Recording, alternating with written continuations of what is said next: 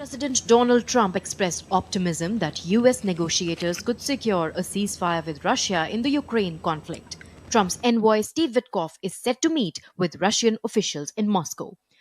We've got Ukraine done, and as you know, I've always said that Ukraine might have been the more difficult party. You were here a week ago when some interesting things happened.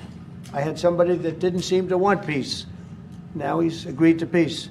So we'll see what happens. The U.S. seeks an unconditional halt to hostilities, with Secretary of State Marco Rubio emphasizing the commitment with no strings attached.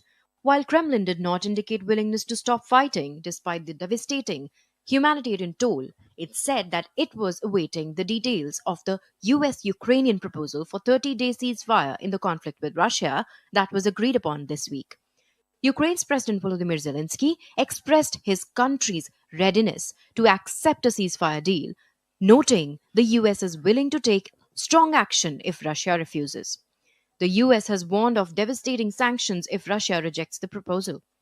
Meanwhile, Russian President Vladimir Putin donned military fatigues for a surprise visit to troops in Russia's western Kursk region on Wednesday, where he ordered them to press their lightning advance and swiftly retake the rest of the area from Ukrainian forces.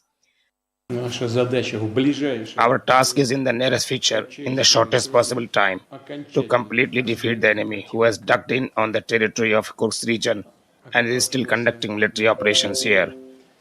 To completely liberate the territory of Kursk region, to restore the situation along the state borderline, and of course, I would ask you to think about the future and the creation of a security zone along the state border.